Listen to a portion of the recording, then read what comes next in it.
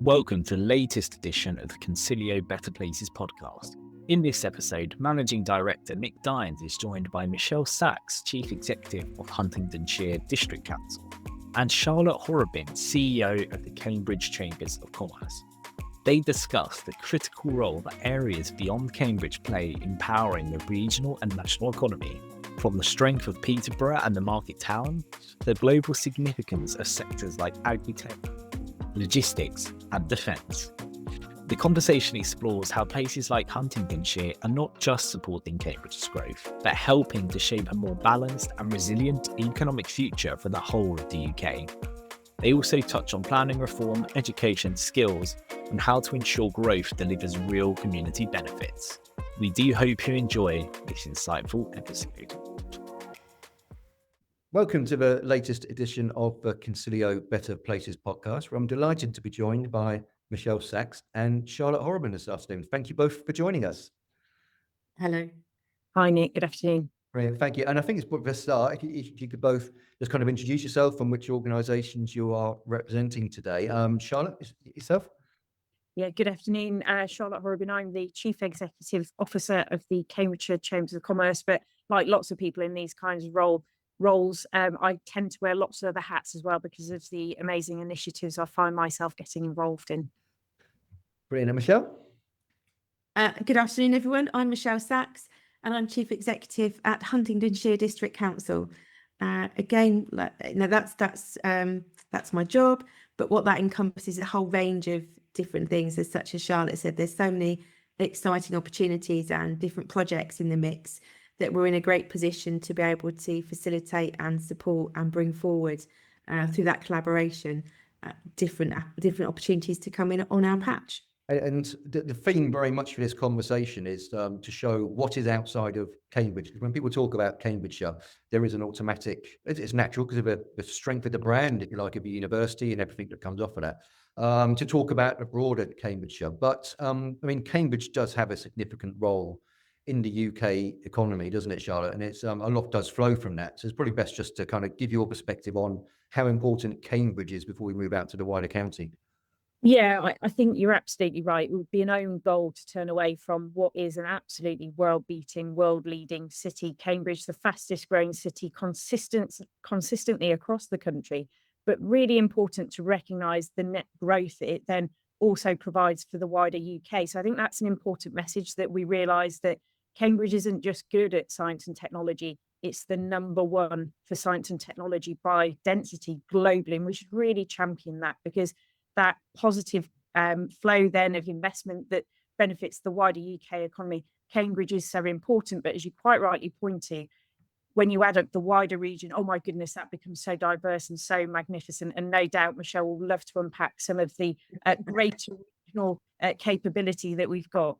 No, indeed. And just for completeness, it's South Cambs, Huntingdonshire, East Cambs, Fenland and Peterborough, and the other districts from an administrative perspective, which make up the county. And Michelle, you're here on behalf of Huntingdonshire District Council. But looking at the whole, the other districts, do you see it being helping to facilitate Cambridge's growth, or is it something bigger than that you see the role of the districts outside of Cambridge? I think there's two things there, Nick. One, absolutely, it is to facilitate that continued expansion of the city. And again, not just Cambridge, but also Peterborough as well, which is a really important counterbalance in the north of the county. But equally, and I often have an expression I use, that the opportunities that the market towns bring in the districts, they act like the logistics supply chain to the cities, to be able to sort of source good talent, be able to operate spin outs from where you get great initiatives, and as Charlotte says, around that research as well, and the impact of the university in research and technology, being able to spin out from there, but also actually provide the space for people to live to continue to work in the great cities. So you've got that aspect alone around, I say it's one of my favourite phrases, the logistics supply chain to support that growth. But equally, we see that ability to create space around the city areas. It provides good value space with the proximity of the fantastic opportunities that Cambridge brings. but enables expansion. And I can touch on some of those later, but really quickly, advanced manufacturing, we see that for sure. We see defence particularly is a key topical area for the opportunities, but also agritech and logistics distribution. And indeed, one that probably isn't so obvious is our creative industries as well. Charlotte, from the Chamber of Commerce perspective, again, I think people who associate Cambridgeshire because of Cambridge and South Cambs, where IT and life science gets all the headlines. But as Michelle mentioned, there's a huge number of other sectors which are absolutely fundamental parts of the county's economy. How big a contribution do they make? Because I think most people wouldn't realise just the size of the agricultural, defence, advanced manufacturing, etc., which is in the region. Well, everybody should every Sunday, because we've got around about 30 to 40% of the grade 1 agricultural land in the country. So in terms of the growing and food production, that's really, really critically important. Our manufacturing employment is twice that of the national average. And I think that diversity is what's really important, because as economies go through highs and lows, you've got to have that diversity so that you are resilient. And ultimately, sectors such as food, they are resilient through ups and downs because we all continue to eat, just in different patterns. Sectors like manufacturing, critical to be able to drive our exports, which brings fresh revenue into the UK, as opposed to very important service sectors. But it's really important that we're bringing that additional cash and GDA into the country. Brilliant. Just before we move on to Huntingdonshire in particular, Charlotte, I noticed when Paul Bristow became mayor, he was very keen to emphasise Peterborough, because most people don't think of Peterborough as being part of Cambridgeshire, and Huntingdonshire is nearer to Peterborough, so there is a more natural link. But what can you tell our audience really about the contribution Peterborough makes and why it should be seen as such a strong part of the region's economy? Absolutely. So an industrial giant, and that means Peterborough's been the home of brick manufacturing is a really good example. Again, something people may not know. And with the manufacturing stronghold, we're seeing a really important logistics cluster build up, very well connected with the A1 and not too far from the A14. Again, the train line that runs past Peterborough, incredibly important, connecting London up to the north of England. But also, let's think about some of the really interesting points about Peterborough. It's got a beautiful medieval cathedral which houses Catherine of Aragon, and did also have another queen buried there. We've got one of the best country parks in the country. Peterborough has got so much potential. It's a brilliant city, but people do need to come and visit what is such a beautiful place based on a river.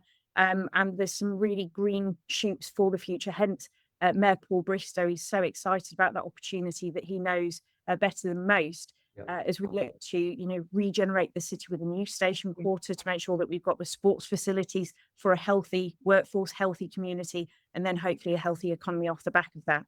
Brilliant. And now moving on to Huntingdonshire, Michelle, what's your 30-second elevator pitch? Well, I think the first I would say is connectivity for sure. So again, we nestle between both the city of Cambridge, but the city of Peterborough as well.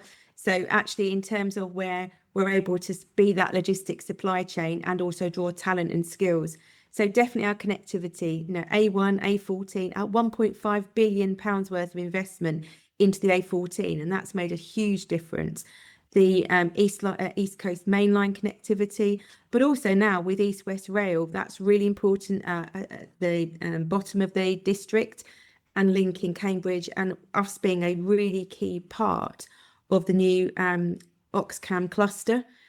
That should not be underestimated. But then in terms of our connectivity to the universities, not just Cambridge University, but ARU as well. That's really important again, and that's why we nestle quite beautifully in that part of the geography, where we can draw on that skill and expertise from the two universities to support the college and create a real growth pipeline of talent. And I think that's something that's a really good point as well. We understand where talent is required to support businesses to grow, but also choose to come and invest and move to us. And we work really closely with new enterprise and existing businesses to unlock talent and pipeline. But in terms of some of our, I would say we are a very positive planning authority. So we're currently in our local plan, and we've been really thrilled that a number of sites have come forward really good strategic deliverable sites, and we're partway through our local plan now, which just goes to show the interest our patch actually has in that wider UK part of where can we continue to thrive and build. But I think touching on some of the other aspects, as Charlotte said, around Peterborough, we also have lots of country parks, so we have that quality of life as well, which actually is what we want. We want our communities to feel that as growth happens, the growth is beneficial for us. So for me, one of the things that we use really clearly is our growth strategy, which is our Huntingdonshire Futures. And there's the 5 journeys in there. And we use that to demonstrate to our communities and our partners and stakeholders that growth is not a bad thing, because growth is going to unlock inclusive economy around jobs for not just our young people, but those that are changing careers and jobs through their adult life. We want a cleaner, greener environment, so growth can deliver that. We want good connectivity, better health outcomes, and also that sense of pride in place. And we're really proud of Alconbury Weald as an example in terms of the standards that we expect our partner developers to adhere to. And actually that is a fantastic standout scheme that has 10 years, and has got, since planning permission, and continues to grow and develop and to deliver significant housing. So I think that's a real sort of 30 seconds, but in terms just of the way that we approach you as a partner, we are really open as a council, because we want to talk to people. We want to hear what your ideas might be around growth, investment, inward investment, existing growth. We have that proper open door policy that sometimes people say, oh, we've got an open door policy, but then you go knocking and it's resolutely closed. Ours genuinely is open, and we will welcome you with open arms. And we think that's a really strong pitch for us to, for people to take a second look at us. I think the British public is kind of unfairly characterised as NIMBYs, but if you actually look around at what's happening in the regions, with Huntingdonshire being a prime example, I mean, your local plan is, I think, circa 20,000 new homes, 14,000 new jobs. That involves development, and it does involve new homes. And of course, there will always be issues on individual sites, but taken as a whole, there does appear to be an acceptance that if we're going to build the new homes we need and we'll create the jobs for our children, it should be in Huntingdonshire. And it is accepted. It's a bit of a myth, but we're all NIMBYs, I think. It's really true. It's very true. But I think for me, that's how we are able to communicate and bring our communities with us. Mm-hmm.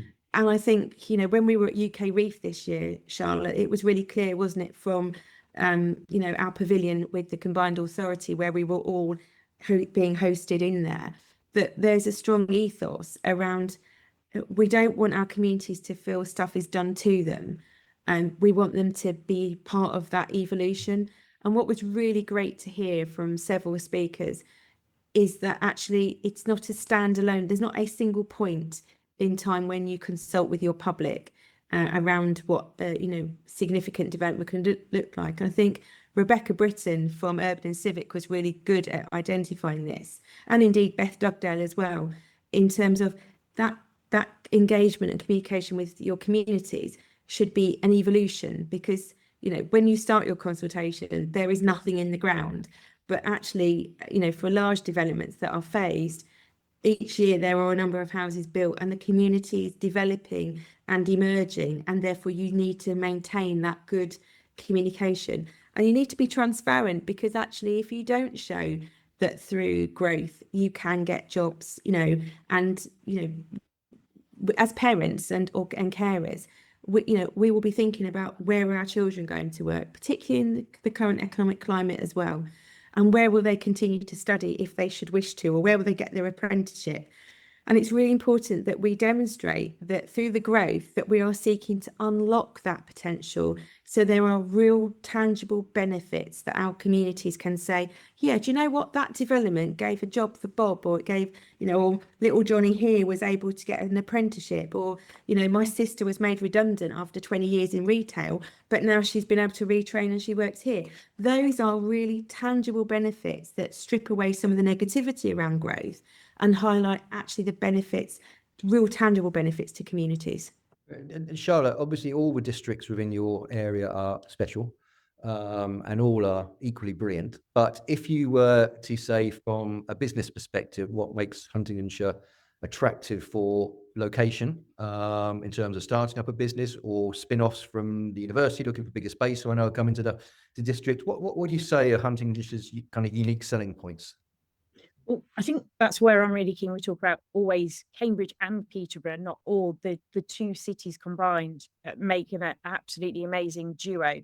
And in between, we've then got this amazing space, as you know, Michelle describes the supply chain, that you're able to find affordable good land, that you're able to find the right economic space to be able to develop, but also to make sure you've got the right housing, that you've got those active transport and travel routes, that we've got the education that goes alongside it. You've then got this wonderful patch in between of Huntingdonshire that is also really well connected. You know, we've got such a significant port down in Felixstowe, the A14, running right the way past Huntingdonshire and up into the Midlands and the North. So again, a brilliant region, a brilliant part of the wider region that is also supporting growth in the Midlands in the north of England. Yeah, obviously, Michelle, with a local plan going through, you can't talk about specific sites, but in terms of the sectors which you were seeing looking to coming to Huntingdonshire, are there any particular standouts at the moment? Obviously, because of our road networks, logistics and supply chain is a really key one. And why wouldn't it be? You know, with the A1 and the A14 as an example, and the links there, as Charlotte said, straight to the ports. I think it's worth mentioning that Huntingdonshire has a sweet spot where we are a single day's drive there and back from the three major ports. Now, again, in terms of importing, that makes us a sweet spot, so you'd expect to see that. But we also see growth coming through in advanced manufacturing, life sciences would not be a surprise either, and also defence. And again, we're working really closely with colleagues in our combined authority around the local growth plan, specifically around the opportunities for defence, because again, we are one of those unique places. We've got RAF Auchenbury, RAF Whitton, we have Mole Hill, which is the American Air Base, which is seeing the largest investment by the American government since the Second World War in a non-American, like a outside the USA's assets as such. And that's phenomenal in terms of what's actually then achievable in terms of the supply chain that comes around the investment in defence, both for advanced manufacturing, but also for the technology, for the opportunities around different skills that the industry and the emerging sector requires. So yes, we have, we're seeing, and obviously, of course, house building as well. And I think that was something that we've been really clear about. We understand the need for housing on a UK national level, but it's really important that when housing is developed within Huntingdonshire, we understand, and our partner developers understand, that must also have jobs associated with that, not just construction of house building, but where are those people who are going to live in those houses going to work? And that's not necessarily they're going to work in Cambridge or in Milton Keynes or Bedford. We want them to have those opportunities for good, high-skilled employment within the Huntingdonshire area as well. And we're seeing that come through. And with respect to the skills agenda, certainly for post-18, again, people naturally think Cambridgeshire, they think the university within Cambridge. But Charlotte, Michelle, you've both mentioned Anglia Ruskin's university's kind of crucial role in ensuring the workforce has the skills from for advanced manufacturing, for defence, etc. All of these new industries, really, which are coming to the region. I think, Charlotte, from your perspective, what does Anglia Ruskin offer, again, which people probably aren't aware of in relation to the university space? Well, again, from fact, just backtracking for a moment, we've got one of the oldest universities in the world and one of the youngest universities, and therefore agile and innovating at pace, with both the University of Cambridge and ARU, with great campus in Cambridge, but ARU Peterborough opened in recent years and has just seen its first full graduation take place, which is magnificent for a city like Peterborough, because actually that will offer opportunities for communities that previously did not have access to that type of education, and therefore a certain career routes. But ARU really critical across the region, But I think it's important to recognise that we've got a rich tapestry of amazing educators. We spend a lot of time as part of the local skills improvement plan where we can getting our educators to collaborate and to make sure that whilst we've got a region that is set to grow so magnificently with Universal Studios on the horizon, the Fens Reservoir, East West Rail, how do we make sure that those educators understand what skills at the right time in the right place, so that we don't end up with 20,000 scaffolders all trained, but rather we're able to develop those centres of excellence, providing the next generation with an amazing career. But as Michelle rightly pointed to earlier on, also we've got to recognise that need for cross-skilling and upskilling, particularly as we're all working longer and not having, a 50-year career doing X. Mm-hmm. Yeah, Michelle, you've been spearheading, I think, quite close links with ARU to ensure that school leavers in Huntingdonshire are aware of the opportunities that there are at ARU. Absolutely, we work really closely from going back to the inward investment proposition, that when we do meet with potential inward investors, we're really clear that we want ARU with us at the table, because they're able to demonstrate the opportunities to both those that may be looking to see where their talent's coming from, but how do we make sure our young people know about those opportunities? And I think particularly degree apprenticeships that Anglia Ruskin is really spearheading is fantastic actually for our young people. Again, it's about access to learning, and we have our towns, but we are a very large district and we have a large amount of rural residents. We've got lots of villages there, and sometimes access, as Charlotte said, access to different opportunities in the skills and training and learning can be barriers. So therefore, knowing that you can access really good quality learning at that next stage in Peterborough actually becomes attainable for our young people, because they don't need to move away from home. They can do that, and actually that's really important when we see the amazing talent in our young people. And I think one of the things, just as an aside, we need to be working with the schools as well. So we've had a couple of great days in the last couple of months where we've had students, again, fantastic. One of our fantastic businesses, Flowers. We worked with Flowers to be able to offer to one of the secondary schools a day where we had 60 pupils, 60 year 10 pupils, spent a morning. So we split them into two cohorts, 30 and 30. So in the morning, the 30 spent their time at Flowers rather, and then we had the 30 with us, and then we swapped. And when they were with us, we had them doing planning. We got them to plan what a town would look like, what they would expect to see. So we actually had them from a curriculum point of view using their built environment geography GCSE in practical terms.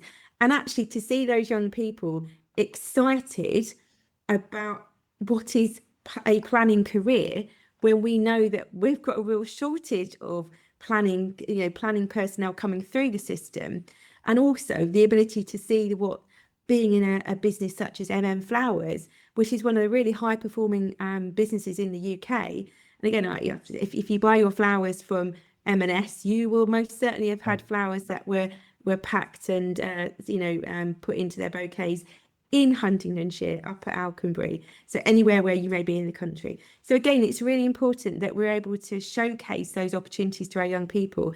And again, just a few weeks ago, we had Red Bull come into one of our schools at Hinchinbrook, and again, it's that aspiration for our young people, the art of the possible.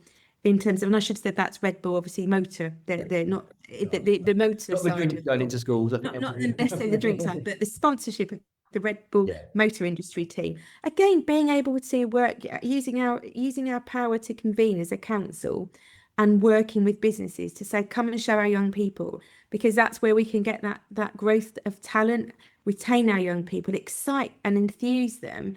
And then what fantastic advocates they're going to be as they mature and they take part of and want to share and influence the place in which they live as well. I think it's showcasing the range of jobs as well, isn't it, Charlotte? Because when you think about logistics, you automatically think lorries and driving. As well as those, however, when you go to the logistics hub, there's mezzanine levels where the accounts team are, the HR team, the marketing team. Absolutely. Everybody and anybody. And it's not just a shed. It is actually providing great career jobs for people. And that kind of gets lost that when you're talking about some sectors. It does, and I think that's what's. I'll touch on flowers again, because I think that's a really good example. Because yes, it's about the stems, but they're great importers. They grow within the UK as well. But that means they have marketing, PR, HR. They have overseas opportunities for their employees to go overseas to visit the farms. So there's a whole range of different aspects. And then particularly when we work in, as Charlotte said earlier on about the percentage of our agricultural land, I used to use an analogy of if you drive past a field and see a cabbage, that's all you see, a cabbage. But actually behind that cabbage, there is an international business. There's import, export. There is exactly all those lists of skills and jobs that are required. And I think the other thing around logistics is what's really interesting. People might think, oh, it's just a big shed. But actually, the automation and robotics that now you see in the logistics industry is phenomenal. And actually, the skills that are required to support that are very, very different from what people may traditionally think is a logistics sector. It's not. It's because all those robotics and automation, they all need maintaining, data analysts, engineers, all of that, which opens up a whole different career path for young people who may not be aware of that. And indeed, as we've alluded to, those who are changing career midlife. And if we look at the pension age about to be raised again, this becomes really important, that actually you can see that you may have 2 or 3 or 4 careers during a 50, perhaps 60-year working life. Now, perhaps 50. If I stick with 50 years, that sounds less depressing, then, doesn't it? It's a long time ahead of us. But Charlotte, from your perspective, I mean, Huntingdonshire and Cambridgeshire, I guess it is actually ideally placed to help turbocharge both sectors of the economy. Oh, yeah. I mean, even just focusing on Huntingdonshire, with having the benefit of Michelle in the room, as Michelle was just speaking then, I thought, well, if you've watched Formula One, had certain brands of chocolate, bought flowers, or played golf in the last week, you have been touched by brand Huntingdonshire. And that is amazing. And if you can't see it, you can't be it. So being able to showcase these amazing opportunities, and you're quite right to point to, mechatronic engineers, data analysts. These are, evolving. I'm cautious to say new jobs, because I think we get really excited about talking about the unknown jobs of the future. I think for me, they're more an evolution. But there's some really highly skilled, highly paid careers for people that are wanting to come and work in our region. Brilliant. We've got maybe end on just a kind of local government and government agenda and reforms. And there's not talk about reforms, and they are coming. We're getting unitaries. We've got a mayor. What would be your ask when everything's settled down? What would you like to see from kind of unitary regional government? What could they best do to help unleash Huntingdonshire and the opportunities that are available? And Charlotte, maybe over to you to start. Yeah. What's your ask? For business, it's always consistency and stability. The more ability we're able to show a long-term, strong North Star that we can all march towards, I think it makes it easier for us to deal with the shocks of the day. I recently had a great privilege through our strong working with the British Chamber of Commerce to ask the Prime Minister directly, because the big issues for our businesses that we're talking to, how did he intend to unlock the opportunity that resides within our region by investing in infrastructure, by making sure that planning delays are tackled, and making sure that we've got the housing. So for us, consistency, stability, make sure that we invest in those big projects, but also let's not overlook global trade. As a Chamber of Commerce, it's really important for us to inspire, educate, but support businesses to grow for the reasons that I stated earlier on. If not, we don't bring new money into the UK. And let's not forget those taxes that business pay go towards making sure that our roads are running, that we've got the NHS functioning and supporting community. I think it's so important we reiterate that business is a force for good, and it does support good community growth. So very long-winded answer, but stability, consistency, and all of those kind of pillars that I've described would be our ask. Michelle, what about yourself? When the dust has settled, how can, I guess, the regional authority and government best assist people living in For me, it's around some of the freedoms and flexibilities that have been, that come through greater devolution, because with our mayor being able to make decisions around locally that doesn't perhaps get caught up on national timescales or national budget sessions, in terms of those checks and balances. And I think really being able to have the opportunity to work at pace as a region so that we can progress, because I think however the dust settles, we will be left with that ambition that is here now. And I think that ambition will just crystallise further and become even more focused. And therefore, we're going to want to work at pace. So how is government going to support the ability for those in the system to be able to work at pace, to unlock that opportunity that Charlotte has referred to, and be able to support our businesses? Because the one thing our business, if you think about the planning delays to the system, that is one of the biggest bugbears in terms of the amount of investment that's required in terms of being able to get a planning permission. And whilst we're in that, that system now, I'm really proud in Huntingdonshire that we really understand that and we seek to work at pace to unlock that. But for me, it's not dissimilar to just to reiterate what Charlotte said, stability. Having a stable environment is what enables people to be able to be innovative, to be able to take some additional risk in terms of landing things, because the environment is stable. When it's volatile, people are more risk adverse, quite rightly, because the volatility adds another layer of risk in terms of business. And for our residents, being able to work at pace, create a stable environment and unlock those potentials, I go right back to our place strategy. That is having those issues and those factors in place means we're better able to deliver what our residents want and what our communities want to enable them to continue to thrive and flourish. Brilliant. Well, I think with Cambridgeshire, Peterborough, the road networks, the rail networks, and everything which is available in the county, I think it's clearly that the future's bright for Cambridgeshire. It most certainly is. I jokingly say that we're the centre of the universe because I'm completely biased. But actually, when you just list it out, we are, and actually we're able to really take the benefit of all of the. From Huntingdonshire's point of view, we're able to take the benefits that having the two cities brings us, and particularly Cambridge from having that international global status, but we're able to really tap into that across a whole range of sectors. That means, we've got that space to be able to support and support our communities. And I say it's about thriving and flourishing for our communities. Brilliant. Well, thank you both very much for your time this afternoon. And look forward to speaking to you again in the future. Thank you very much. Thank you. Thank you for listening to the latest edition of Concilio's Better Places podcast. If you didn't already know it, Concilio is the leading built environment communications agency, so make sure you subscribe to hear future episodes of the podcast and to make sure you hear about all things affecting the built environment in the UK. Thank you.